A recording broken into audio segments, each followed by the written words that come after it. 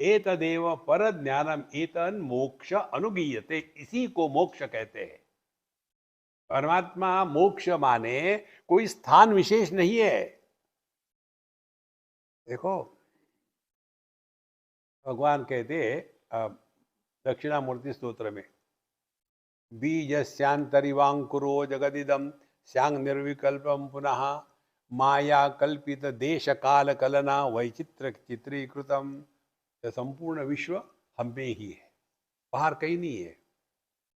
जब सुषुप्ति अवस्था में हम रहते हैं उस समय देश नहीं, काल नहीं, वस्तु नहीं। यदि पूरे दुनिया का वर्णन आपको करना हो तो केवल 3 शब्द काफी है। हम कहाँ है, देश। कब की बात हो रही है, काल। किसकी बात हो रही है, वस्तु या व्यक्ति। ये 3 को हटा दो, आपने दुनिया जीत ली। इतनी सिंपल बात है।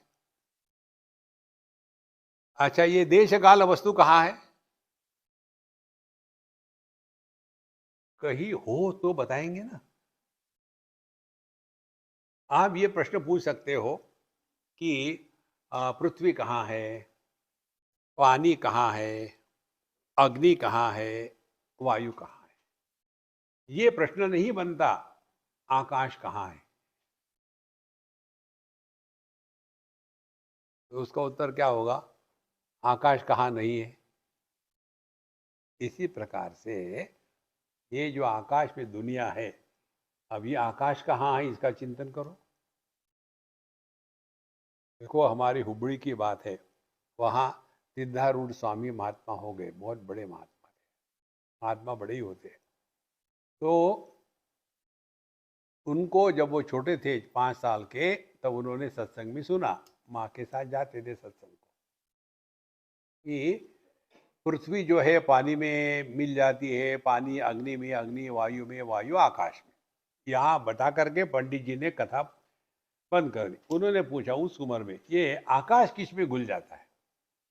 बोले, मैं तो नहीं बता सकता, ये तो साधु संत ही बता सकते हैं। फिर वो इस मार्ग में लग गए। आपको ये पता चलेगा, आकाश केवल अपने मन की कल्पना है।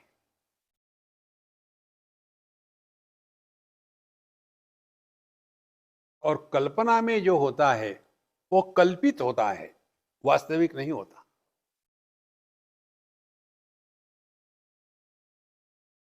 इन बच्चों को ये माँ बाप लोग बता देते हैं कि मेरी लड़की एकदम अप्सरा की जैसी है, बहुत ही सुंदर है, कितनी मीठी मीठी बातें करती है।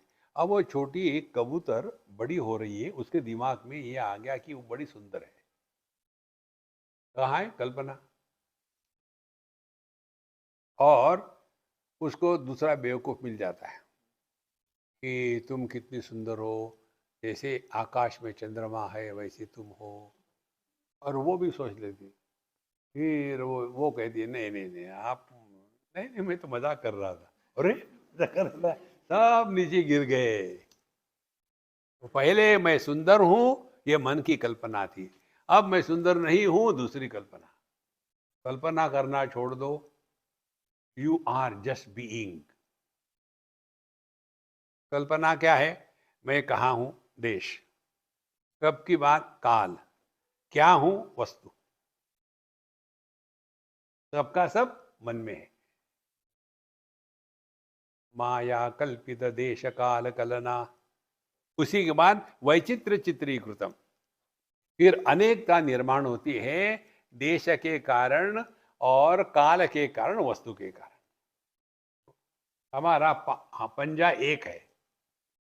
अब इसको 5 कैसे बनाएंगे? उंगलियों को अलग किया माने क्या? बीच में हमने आकाश को डाल दिया, तो जो एक था वो अनेक बन गया। एक का एक ही आकार है, अलग कर लिया, अनेक आकार हो गए। और जिसके कारण अनेक आकार हो गए, वह आकाश, उसका कोई आकार है ही नहीं।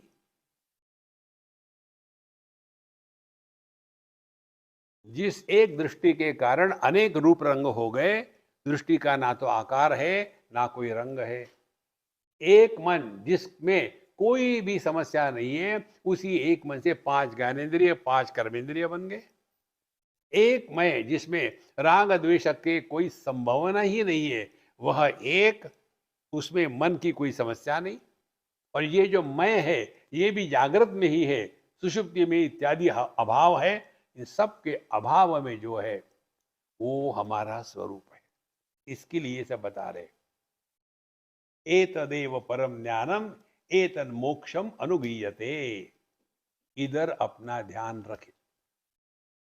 तो जो उपाधि के कारण अनेकता प्रतीत होती है, उसको इतना सीरियस लेकर के मत रहो।